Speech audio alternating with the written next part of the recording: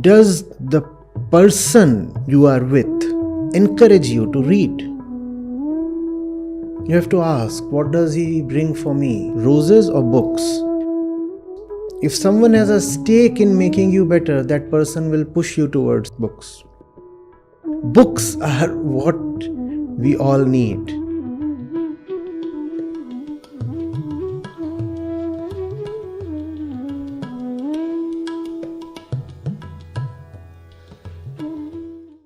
You see, for example, mentally you might be afraid that you might lose money or marks. As a student, you are afraid you might lose marks. As a grown-up one, you might think of losing money or, let's say, prestige in society, and that's what makes you insecure. Ultimately, that is related to physical survival, mind you. Anything that you are afraid of ultimately boils down to physical insecurity. That's all. We began the discussion by trying to understand that we are two. One is the other is the consciousness. Fear belongs to the domain of the, leave it to the domain of the body. Just keep it aside. Ignore it. Don't fight it. You're not supposed to fight fear, because even to fight fear, you'll have to enter the domain of the moment you enter the domain of the body, you become the body. And the knowers have told us, saying aham dehasmi is the fundamental problem. I am the body. The moment you say that, even in order to fight fear, you have succumbed. Ostensibly, apparently, you are fighting fear. But for the sake of fighting fear, you have entered the domain of the body. And in this way, you have been indirectly defeated. So what do you have to do? When fear arises, let it be. Fear is there, ignore it. What do you rather focus your attention on? Ignore fear and attend to, come on. Exactly. The task that your consciousness is suggesting to you. So fear is there. But there is something far bigger and more important than fear. What is that? Consciousness. And consciousness is telling you what else is more important. You attend to that. You gave, for example, the thing regarding the animal. The wild beast is coming at you. And you said, you'll run away. Not always. Not always. You have a baby sister. Like 6 months, 1 year old. All right? Or a niece or a nephew, small. And the wild beast is coming. You'll run away? How many of you? How many of you will run away? You will first protect her. Even if you will run away, you will first pick her up and then run away. Am I right? And if somehow you cannot pick her up and run away, you will fight the beast. You will not run away. So fear will be there, obviously, but something more important than fear is there. What is that? Call it responsibility. Call it love. Call it whatever. Yeah. Fear, you have to remember, is biological. Fear, you have to remember, is to the body. Fear is not to you. Fear is a letter addressed to the... Do you open others' letters and read? Do you do that?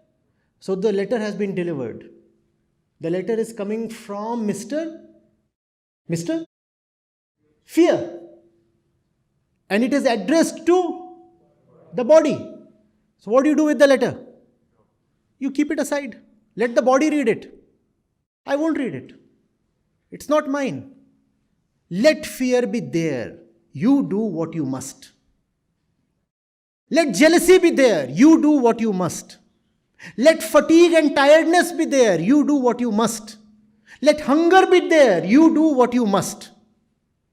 Let thirst be there. You do what you must. That's what makes you a human being. Or will you succumb to hunger and thirst and fear and greed and insecurity? Will you? Do you understand what I'm saying? You don't need willpower or motivation. You need the wisdom to ignore these things. And mind you, all your life, there would be a little bit of these things that will always remain because they are in the DNA. They are there in the evolutionary past. Jealousy will never 100% absolutely go away.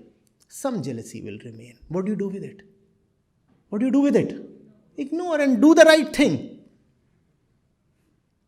Hunger. It will remain till your last breath. Should hunger prevent you from doing the right thing? Or anger? Or lust? Or any other thing? They are there. Let them be there. And acknowledge, obviously, I'm very angry right now. But I still do what is right. I'll not allow anger to dominate me. Anger is there. I let it be there. It is not to me, and I am consciousness. Let it be there. Fear is there. What do you think? When I sit in front of you, I don't face any of the bodily impulses. I do. As I sit here, some part of my body might be aching a bit. The glasses here are clouded a bit. I might not be entirely comfortable with the chair. You sit here for 2 hours and you start feeling a bit restless, don't you? Think of the one who is sitting here for 2 hours and endlessly speaking. And even as I said this fell down. You see, strange things happen. So all these things are happening here. Should I now allow this to affect my attention? No. This is something physical that just happened. What is it? Something physical, meaning bodily. I cannot give it too much importance. I have to continue. Think of a marathon runner. What is his body telling him? Stop.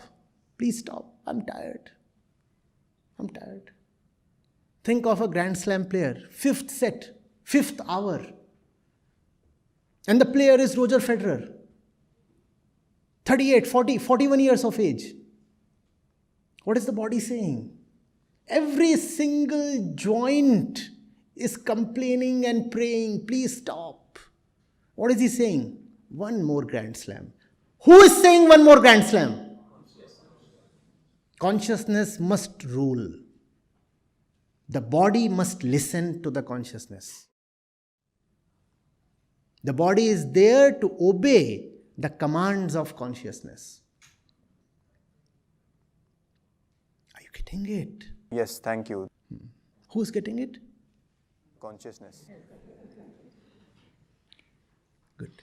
Sir, seeing how you have changed field multiple times and still found success, how do we know what is the right decision at the given time and with the limited amount of information we have? You will never know perfectly. You just have to keep moving and always be polite and modest enough to change when you see that you need to change. You must never be rigid and you must never commit yourself permanently to anything. Move endlessly and keep correcting yourself endlessly. Never get stuck to any one thing. Because it is impossible as normal mortal human beings, limited ones, to know what is absolutely perfect for you. At this stage, at this age, I still do not know what lies in the future and what is perfection.